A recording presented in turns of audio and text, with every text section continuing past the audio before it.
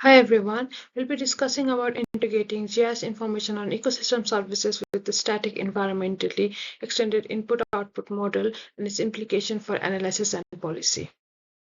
Before going to the depth of the research, it's important to familiarize ourselves with the terminologies which would be used, starting with the GIS, which stands for the Geographic Information System. It is a tool that stores, analyzes, and displays geographically referenced data. The relevance of GIS with ecosystem services is that it can be used for mapping and analyzing the ecosystem services.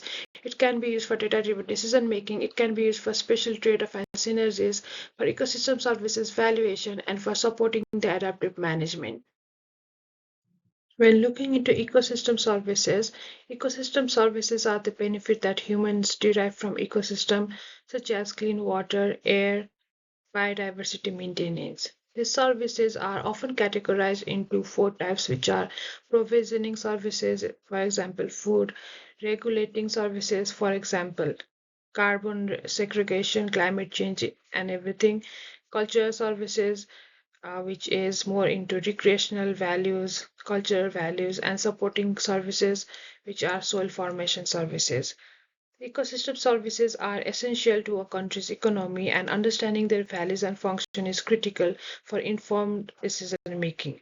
Tools like GIS plays a vital role in mapping and quantifying these services, which is crucial for integrating them into economic models like the EEIO model. When looking into the environmentally extended input-output economic model overview, this is a model that builds on the traditional input-output model, which maps the flow of goods and services between industries in an economy. EEIO extends this by incorporating the environmental factors such as resources use and emission to analyze how economic activities impact the environment. This helps in tracking the environmental pressures across supply chain and final consumption. But it does have some limitation because the result can vary due to the data grouping and sector classification. The relationship between ecosystem services and EEIO economic model is a complex one. So ecosystem services can be used as input for EEIO economic model. Like EIO model treats ecosystem services as critical input that supports economic activities, industries, and production system. And the EIO economic model also can give the output of economic activities, such as it assesses how economic activities impact the ecosystem services such as pollution, habitat loss, and resources depletion. So basically, the ecosystem services is used in the model for economic activities and in economic model, and then in the same way, through the economic activities, the output of economic activities also has an adverse impact on the environment and in ecosystem, which can also be analyzed through this relationship. Furthermore, the other output can be used for environmental impact analysis. It helps in quantifying the environmental consequences of different sector and consumption pattern, providing insights on how industry affect the ecosystem services. Likewise, the output can also be used for sustainable planning, like it can be used for guiding the resource optimization while reducing the environmental degradation, ensuring better land, water, and resources management. The model also supports the policymakers by highlighting the trade-off between the economic development and ecosystem services preservation, aiding in crafting the sustainable policies. And finally, EEIO model fosters interdisciplinary studies that link the economy and the environment, facilitating a more holistic approach to ecosystem management and conservation. Furthermore, here's how the EEIO model could help ecosystem services and the environment by help in identifying the sustainable economic practices. By analyzing the economic activities that are most dependent on natural resources, the EEIO model can highlight areas where sustainable practices can be introduced. This would reduce pressure on ecosystem, helping to maintain or even enhancing the ecosystem services. Incentivizing ecosystem-based solution. The model can show the economic benefit of maintaining a healthy ecosystem and create incentives for policy that invest in conservation and restoration of ecosystem. For example, it can show how wetlands and forests can be useful, and then conservation and restoration of that is necessary, and eventually it can help in creating incentives for policies that invest in such sector. It also helps in promoting the green economy. EIO model can provide data on economic value of environmental protection and restoration, helping to shift investment towards green industries which are beneficial to the ecosystem services. It can be also used for resource efficiency. By modeling the flow of material and energy, the model can help identify opportunities to reduce waste and increase resource efficiency, which indirectly supports the ecosystem by lowering the strain on natural resources.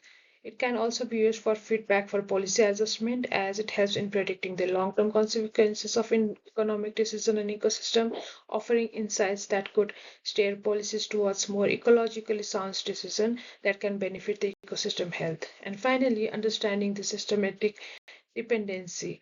It can reveal the interdependence between the economic activities and ecosystem health, showcasing how damaging economic practices affect ecosystem services and consequently how vital those services are to the economic stability.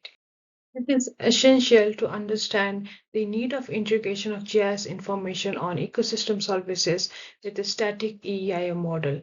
This helps in improved spatial analysis. It helps the GIS enables visualization of spatial distribution of ecosystem services and their relationship with economic activity, which furthermore helps in enhancing the model's capacity to map and analyze economic interaction across geographic regions. It also is useful for enhanced accuracy in modeling. GIS can add special dimension to EIO model, refining the economic input-output data by incorporating the geographical specifics of natural resources, land covers, and ecosystem services. It also helps in better decision making because combining GIS with EIO provides decision maker with comprehensive data-driven insights to evaluate trade-offs between economic growth and environmental sustainability across various regions. Like when we look into the sustainable development goal, there are two goals, which is climate change action and the economic growth, and it's always hard to maintain a balance between that. So this kind of analysis and model can actually help us in understanding this kind of relationship, which helps in creating the balance where there is economic growth as well as there is the conservation of ecosystem. Likewise, the integration of GIS information also helped in optimizing resource management as it helps to identify regions of high ecological value and also helps to optimize resource extraction or conservation effort, supporting more sustainable development. The GIS also helps in holistic environmental impact assessment because it helps in real-time monitoring of environmental impact linked to economic activity and provide a more complete picture of potential environmental consequences. It also helps in visualization of data relationship as it provides intuitive visualization of complex data relationship, making it easier to communicate the interdependency between the economic system and ecosystem services to broad audience, including stakeholders and policymakers.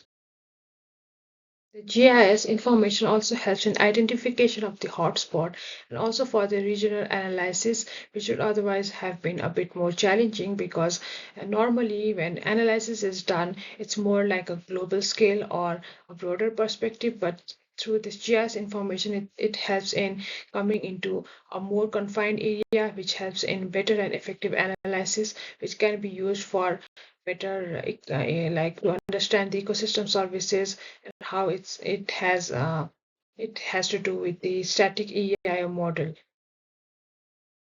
Before carrying out any research, it's always essential to understand the research which has already been done in that field, what were the challenges in it, what are the current status of the various factors impacting our research and other various features which could be an opportunity or could be challenging while carrying out the research. In case of this research, the current gap in integrating GIS and EIO economic model is the data availability and quality.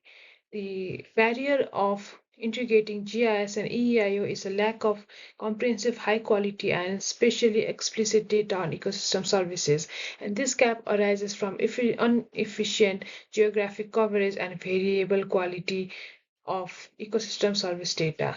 The other one is the skill mismatch, and it's because the GIS often work on local to regional scale while EIA model typically aggregates economic data at a larger scale. So this can also be a challenge, and this is also one of the current gap. There is also lack of case studies and practical application, due to which there is a lack of examples like the real life example, which hinders the development of practical methodology.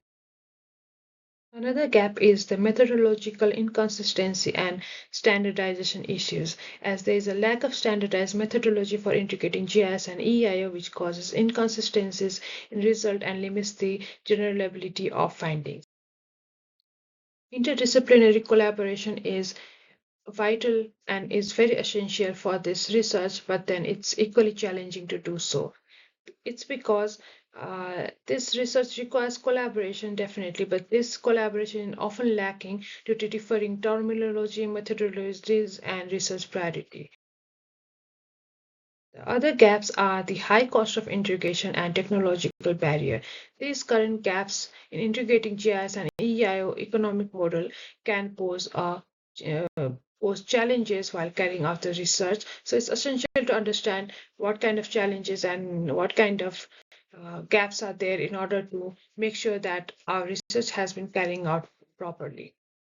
When we look into the importance of integration of GIS, it gives a comprehensive environmental and economic insights, special context for economic analysis. For example, identifying areas where economic activities are depleting the natural resource can be done through the help of GIS information. It also helps in supporting the sustainability goal and also for informed decision making for resource allocation. Likewise, it also is important for better communication and visualization. For example, visualizing the effect of industrial activities on local ecosystem to encourage more sustainable practices can be done through this GIS integration. It is also important for cost benefit analysis and policy formulation. For example, it has been evaluating the economic benefit of conserving forest against the cost of deforestation. And finally, it is also useful for real-time monitoring and adaptive management. For the integration of GIS, the following approach would be used. The first step would be the data collection, which would be the GIS data and EEIO data collection. The GIS data would be spatial data on land use, ecosystem, and resource distribution. For example, the satellite imagery, land cover map, and biodiversity data.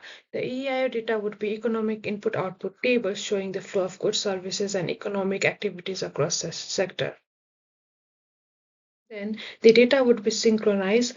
There would be aligning of the spatial data from GIS and the economic activity represented in the EIO model. Standardized data format for seamless integration between GIS and EIO tool is needed.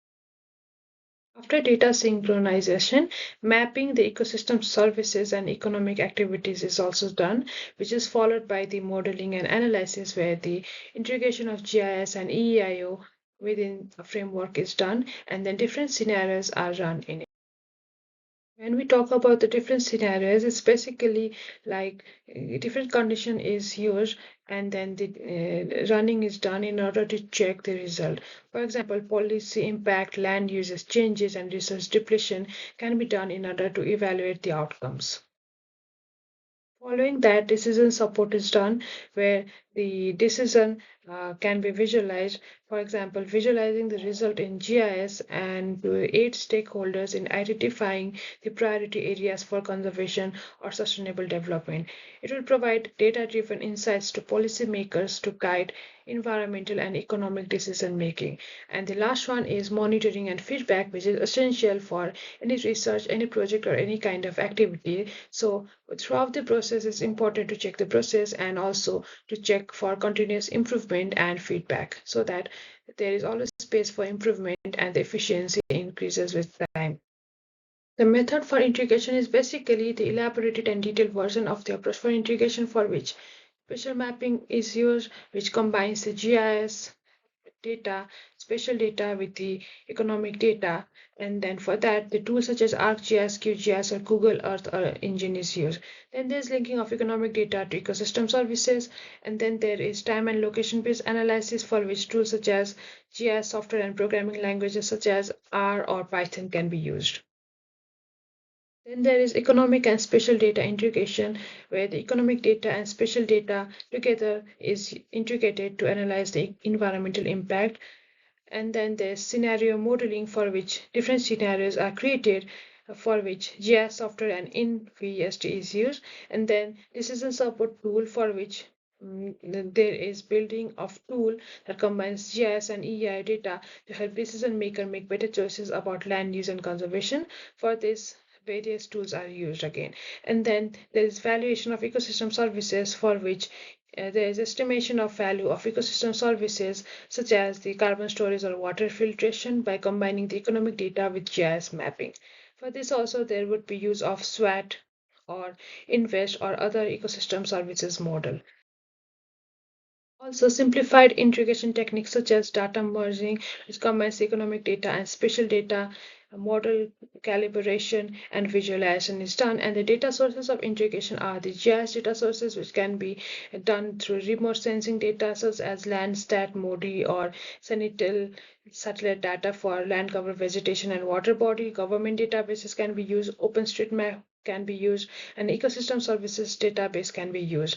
Likewise, for the EEIO data sources, national input-output tables, environmental input-output table, and sector-specific data can be used, and the other sources can be also used, which could be global change data, which can be obtained from IPCC and other reports, and then social and demographic data can be used, which can also be obtained from World Bank, UNDP for Human Development, and other kind of such resources. There is a need of integration of GIS information for better economic results and for sustainability. However, there are limited such cases. One of such cases of successful integration is Portland's consumption-based emission inventory. It is a comprehensive method for tracking consumption-based emission in Portland. It uses GIS to map consumption-related emission and EEIO for data integration. So the result is better emission tracking, informed policy development, and targeted action for emission reduction. This research on integration GIS can have major implications for policy and analysis. It can help in bridging the current gap which exists in this field. It helps in accurate data for decision making. For example, for policymaker to make a decision, it's very essential and it's very useful. Like for environmental taxes, for conservation incentives, this kind of data and research is vital. It also helps in quantification of ecosystem services, which is essential because most of the services are hard to quantify. It also helps in better monitoring and long-term sustainability and in better cross-cultural collaboration, which is very essential because it helps in collaborating the interdisciplinary approaches and interdisciplinary sector, which is essential for this kind of research for better results and for sustainability. The major limitations to this research are data challenges in terms of its availability, quality, and standardization, complexity of integration because it's like an interdisciplinary complexity. It's difficult to merge GIS and EI framework. Then there's time and resource constraint, uncertainty in ecosystem services valuation because it's hard to put a value on all the ecosystem services, and there's sensitivity issue because the nature of EIO taken is static while the ecosystem is dynamic, and the challenges such as climate change and frequently changing environment can pose significant constraint to the research. So the key takeaway is that this research is important and essential because it helps us in balancing between the economic development and the environmental conservation.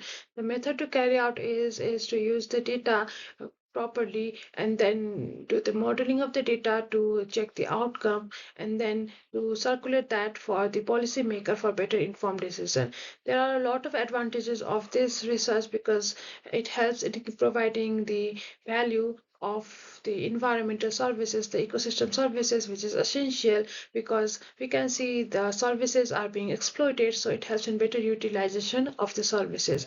There are some limitations because of the complexity of this research and the complexity of the issue. However, with better collaboration, with better approaches, this limitation can be narrowed down and this research can be carried out effectively. These are some of the references which has been used for the slides. Thank you very much.